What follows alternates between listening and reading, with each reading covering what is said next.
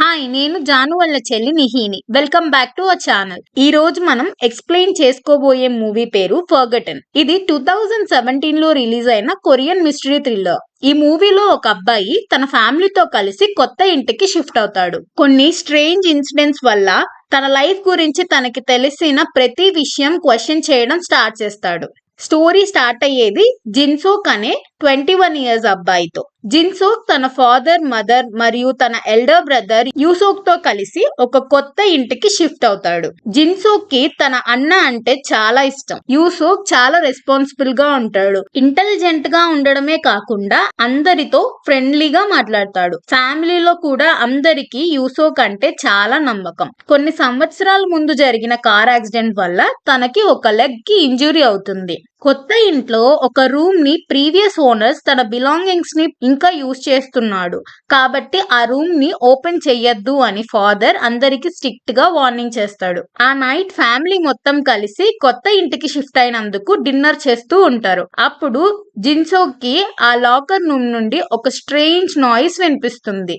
మొదట్లో అది thunder sound అయి ఉంటుందని ఫ్యామిలీ మెంబర్స్ చెప్తారు. కానీ జిన్సోక్ కి మాత్రం ఆ సౌండ్ నార్మల్ గా అనిపించదు. డిన్నర్ కంప్లీట్ అవ్వక ముందే వాళ్ళ ఫాదర్ జిన్ కి తన డైలీ యాంటీ డిప్రెసెంట్ మెడిసిన్ ని వేసుకోమని గుర్తు చేస్తాడు. ఆ నైట్ యూసోక్ ముందుగా పడుకుంటాడు. జిన్సోక్ మ్యూజిక్ వింటూ ఉంటాడు. కొంతసేపటికి మళ్ళీ అదే లాకర్ రూమ్ నుండి పెద్ద సౌండ్ వినిపిస్తుంది. ఈసారి జిన్సోక్ డైరెక్ట్ గా ఆ రూమ్ దగ్గరికి వెళ్లి డోర్ ఓపెన్ చేయడానికి ట్రై చేస్తాడు. కానీ డోర్ ఓపెన్ చేయబోయే టైంలో యూసోక్ తన వెనకాల నుండి వచ్చి జిన్సోక్ ని ఆపుతాడు. వాళ్ళిద్దరూ డోర్ బయట నిల్చొని కేర్ఫుల్ గా వింటుంటారు. కానీ ఈసారి ఏ సౌండ్ వినిపించదు. జిన్సోక్ మాత్రం తను నిజంగానే సౌండ్ విన్నాను అని చెప్తాడు. దాంతో యూసోక్ తన తమ్ముణ్ణి బయటకు తీసుకెళ్లి ఫ్రెష్ ఎయిర్ తీసుకోమని చెప్తాడు. బయట హెవీగా రెయిన్ పడుతూ ఉంటుంది. రెయిన్ లో ఇద్దరు కొంతసేపు మాట్లాడుకుంటూ ఉంటారు. జిన్సోక్ తన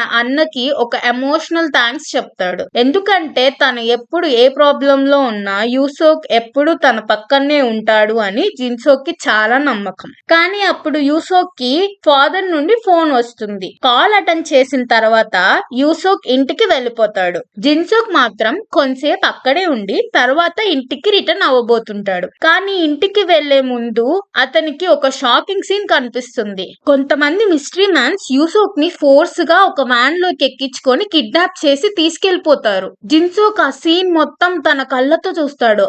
అతను షాక్ తో ఇంటికి పరిగెత్తుకొని వెళ్లి తన పేరెంట్స్ కి జరిగింది మొత్తం చెప్తాడు. కానీ షాక్ లో వెంటనే అన్కాన్షియస్ అయిపోతాడు. కొన్ని రోజుల తర్వాత జిన్సోక్ కాన్షియస్ లోకి వస్తాడు. పేరెంట్స్ హ్యాపీగా ఉన్నా యూసోక్ మాత్రం కనిపించడు. పోలీస్ డిటెక్టివ్స్ జిన్సోక్ ని క్వశ్చన్ చేస్తారు. జిన్సోక్ తన బ్రదర్ ని కిడ్నాప్ చేసిన వ్యాన్ గురించి, కిడ్నాపర్స్ గురించి అన్ని డీటెయిల్స్ చెప్తాడు. కానీ పోలీసెస్ కి మాత్రం ఒక ప్రాబ్లం కనిపిస్తుంది.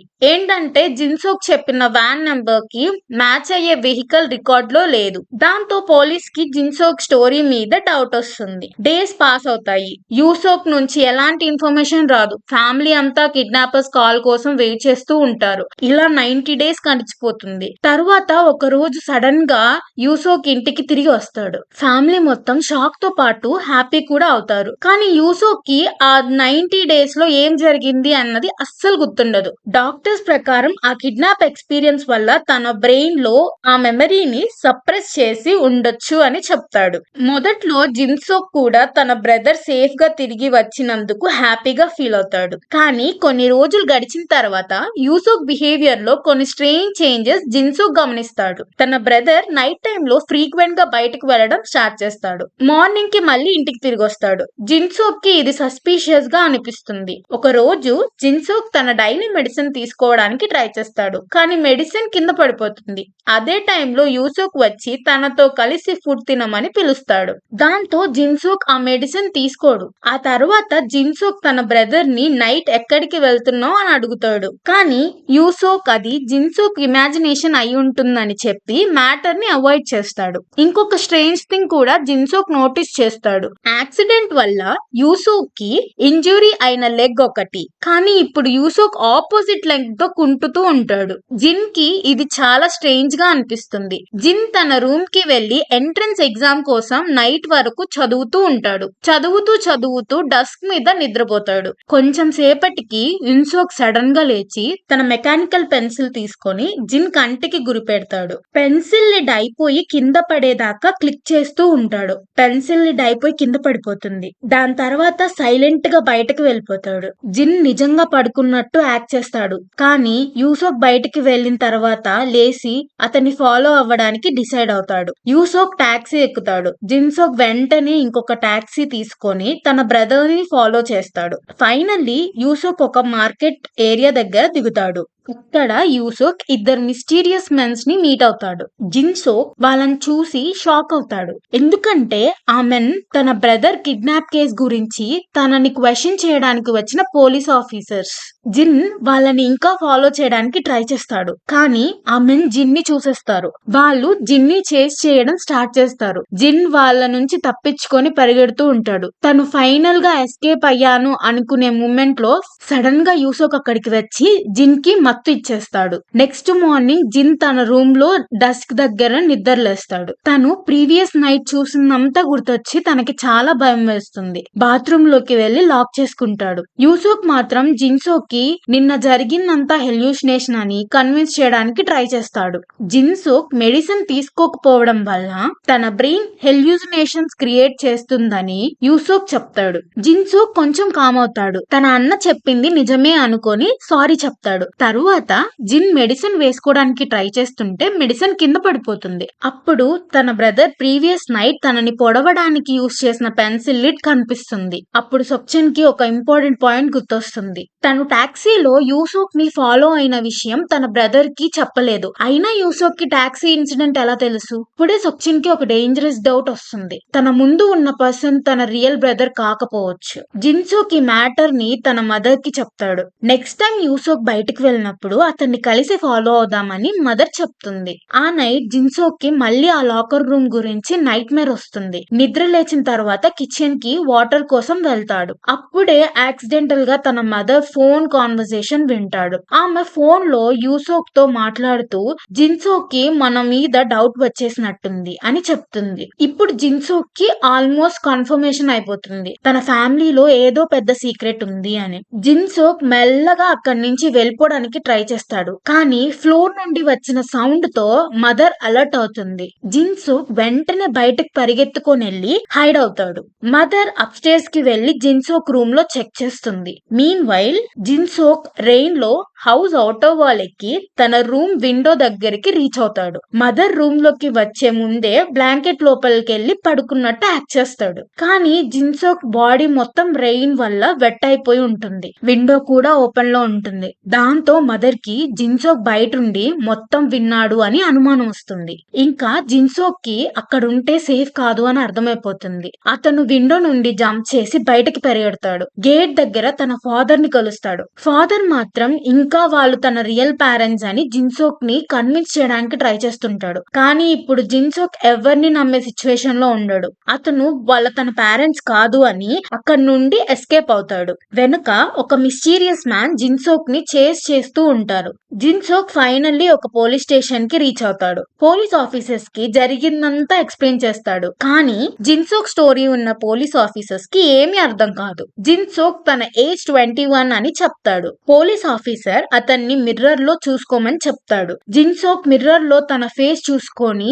వెంటనే షాక్ అవుతాడు. ఎందుకంటే మిర్రర్ లో ఒక ఓల్డ్ పర్సన్ ఫేస్ కనిపిస్తుంది. అప్పుడు పోలీస్ ఆఫీసర్స్ ఒక షాకింగ్ ట్రూత్ చెప్తారు. ఇది 1997 కాదు, ఇయర్ 2017 అని. అంటే జిన్సోక్ 21 ఇయర్స్ కాదు, తను యాక్చువల్ గా 41 ఇయర్స్ అని. ఇప్పుడు తన మైండ్ లో ఉన్న రియాలిటీ మొత్తం కంప్లీట్లీ బ్రేక్ అయిపోతుంది. జిన్సోక్ కన్ఫ్యూజన్ తో మళ్ళీ హౌస్ కి రిటర్న్ అవుతాడు. ఈసారి అతను ఎవరు చెప్పినా సరే ఆ లాకర్ రూమ్ ఓపెన్ చేయాలి అని డిసైడ్ అవుతాడు. డోర్ ఓపెన్ చేసి లోపలికి వెళ్లిన జిన్సోక్ ఇక్కడ ఒక మర్డర్ సీన్ సీన్ లా రీక్రియేట్ చేసిన సెటప్ ని చూస్తాడు. ఫ్లోర్ మీద బ్లడ్ మార్క్స్, మ్యానికిన్స్ అన్ని ఉంటాయి. అప్పుడు ఫ్యామిలీ అంతా అక్కడికి వస్తారు. జిన్సోక్ వాళ్ళని ఎక్స్ప్లెనేషన్ అడుగుతాడు. యూసోక్ ఫైనల్లీ అసలు ట్రూత్ చెప్తాడు. 20 years ముందు అంటే 1997 లో అదే ఇంట్లో ఒక మదర్ మరియు తన టీనేజ్ డాటర్ మర్డర్ చేయబడతారు. పోలీస్ ఆ కేస్ ని సాల్వ్ చేయలేకపోతారు. కానీ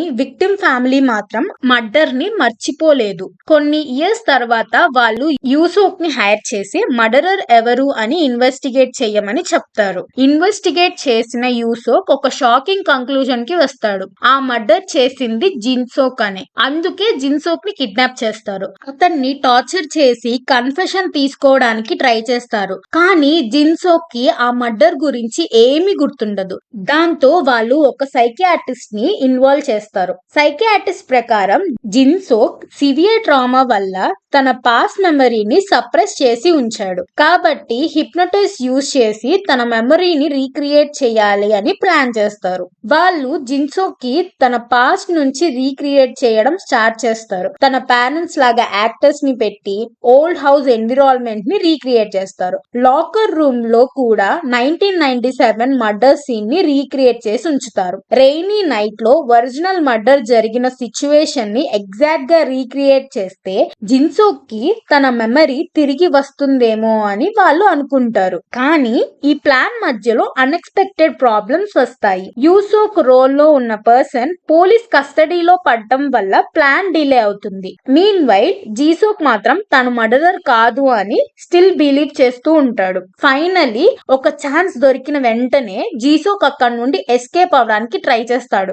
అప్పుడు తన వెనక నుండి యూసోక్ లాగా యాక్ట్ చేసిన పర్సన్ వ్యాన్ లో చేస్ చేస్తూ ఉంటాడు. చేజ్ మధ్యలో వ్యాన్ యాక్సిడెంట్ అవుతుంది. కానీ జిన్సోక్ కూడా ఎస్కేప్ అవ్వడానికి ట్రై చేస్తున్నప్పుడు రోడ్ మధ్యలో ఒక కార్ హిట్ చేసి యాక్సిడెంట్ అవుతుంది. జిన్సోక్ అన్కాన్షియస్ అయిపోతాడు. హాస్పిటల్లో కాన్షియస్ లోకి వచ్చిన తర్వాత ఫైనల్లీ తన బ్రెయిన్ లో ఇయర్స్ నుంచి లాక్ అయిపోయిన మెమరీస్ అన్ని రిటర్న్ అవ్వడం స్టార్ట్ అవుతాయి. 1997 లో జిన్సోక్ తన రియల్ పేరెంట్స్ మరియు తన ఎల్డర్ బ్రదర్ యూసోక్ తో కలిసి ఉంటాడు. ఒక రోజు టెరిబుల్ కార్ యాక్సిడెంట్ జరుగుతుంది. ఆ యాక్సిడెంట్ లో జిన్సోక్ తన పేరెంట్స్ ఇద్దరిని కోల్పోతాడు. తన బ్రదర్ యూసోక్ కి సివియర్ గా ఇంజురీస్ జరుగుతాయి. డాక్టర్ జిన్సోక్ కి యూసోక్ కి ఇమీడియట్ గా సర్జరీ అవసరం అని చెప్తాడు. కానీ అప్పుడు కొరియా సివియర్ ఎకనామిక్ క్రైసిస్ ని ఫేస్ చేస్తూ ఉంటుంది. జిన్సోక్ దగ్గర సర్జరీకి సరిపడా మనీ ఉండదు. జాబ్ కోసం చాలా ట్రై చేస్తాడు కానీ సక్సెస్ కాదు.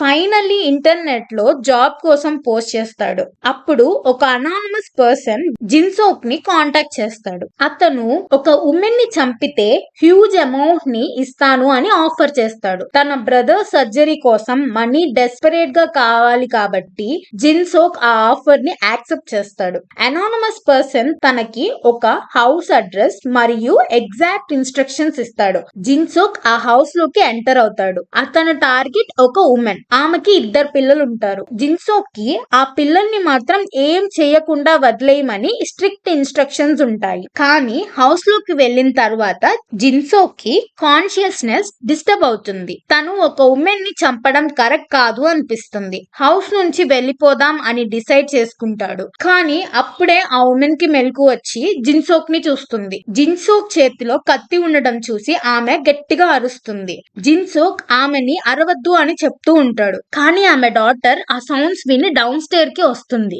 జిన్సోక్ చేతిలో కత్తి చూసి వెంటనే ఆమె భయపడి పైకి పరిగెడుతుంది. జిన్సోక్ కూడా ఆమె వెనకాలే పరిగెడతాడు. ఆ పాప డోర్ క్లోజ్ చేసుకొని ఎస్కేప్ అవ్వడానికి ట్రై చేస్తుంది. జిన్సోక్ డోర్ ఓపెన్ చేయడానికి ట్రై చేస్తూ ఉంటాడు. యాక్సిడెంట్ గా అమ్మాయిని పొడి చేస్తాడు. ఆ పాప ఫ్లోర్ మీద పడిపోతుంది. ఆ మదర్ తన డాటర్ ని అలా చూసి గట్టిగా అరుస్తుంది. జిన్సోక్ ఆల్రెడీ పానిక్ లో ఉండడం వల్ల ఆమె అలా అరవడం చూసి సిచ్యువేషన్ కంట్రోల్ తప్పుతుంది. ఫైనల్లీ జిన్సోక్ ఆ మదర్ ని కూడా స్టాప్ చేస్తాడు. ఇంకా హౌస్ నుంచి బయటకి వెళ్లిపోయే ముందు అక్కడికి ఒక చిన్న బాబు వస్తాడు. జిన్సోక్ ఆ బాబుని చూసి ఏం జరగలేదు పడుకో అని చెప్తాడు. ఆ బాబుని బెడ్ మీద పడుకోం పెట్టి 110 వరకు కౌంట్ చేసిన తర్వాత బయటికి రావచ్చు అని చెప్తాడు. జిన్సోక్ హౌస్ నుండి బయటకి వచ్చేస్తాడు. కానీ బయటకి వచ్చిన తర్వాత అక్కడ ఉన్న ఫ్యామిలీ ఫోటో చూసి షాక్ అవుతాడు. ఎందుకంటే ఆ హౌస్ లో చనిపోయిన ఉమెన్ హస్బెండ్ తన బ్రదర్ కి ట్రీట్మెంట్ చేస్తున్న డాక్టర్.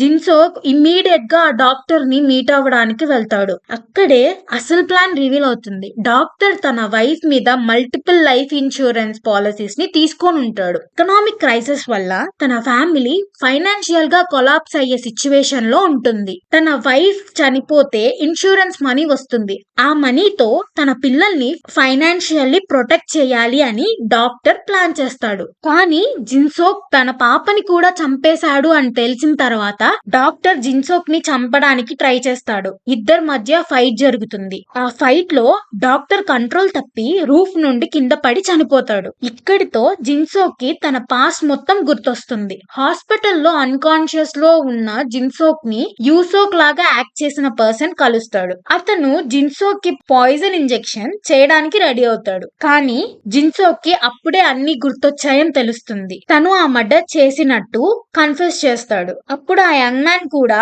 ఒక షాకింగ్ ట్రూత్ చెప్తాడు. 1997 లో జిన్సోక్ చంపకుండా వదిలేసిన బాబు తనే అని చెప్తాడు. ఆ నైట్ జిన్సోక్ వదిలేసిన చిన్న బాబు ఇప్పుడు పెద్ద మనిషి అయ్యాడు. తను ఫ్యామిలీ చనిపోయిన తర్వాత తన రిలేటివ్స్ ఇన్సూరెన్స్ అమౌంట్ అంతా తీసుకొని అతన్ని ఆర్ఫరేజ్ లో వదిలేస్తారు. చిన్నప్పటి నుండి తన లైఫ్ మొత్తం పెయిన్ఫుల్ గా గడుపుతాడు. ఇప్పుడు అతనికి కొన్ని క్వశ్చన్స్ మాత్రం మిగిలాయి. ఆ చిన్న బాబుని ఒక్కటే చంపకుండా ఎందుకు వదిలేశావు? నా మదర్ ని చంపమని నీకెవరు చెప్పారు? ఎందుకంటే తన ఫాదర్ తన మదర్ మీద మల్టిపుల్ ఇన్సూరెన్స్ పాలసీస్ తీసుకున్నట్టు అతనికి తెలుసు. కాబట్టి ఆ ఎంటైర్ మర్డర్ ప్లాన్ వెనకాల తన ఫాదర్ హ్యాండ్ ఉండొచ్చు అని అతనికి డౌట్ ఉంది. కానీ జిన్సోక్ నిజం చెప్పడు. తన ఫాదర్ చంపమన్నాడు అన్న విషయాన్ని దాచిపెట్టి నేనే ఆ మర్డర్ ప్లాన్ చేశాను, ఎవరు నాకేం చెప్పలేదు అని అబద్ధం చెప్తాడు. కానీ ఆ యంగ్ మ్యాన్ ఆ అబద్ధాన్ని నమ్మడు. తన ఫాదర్ మీద ఆల్రెడీ ఉన్న సస్పెషన్ మరింత స్ట్రాంగ్ అవుతుంది.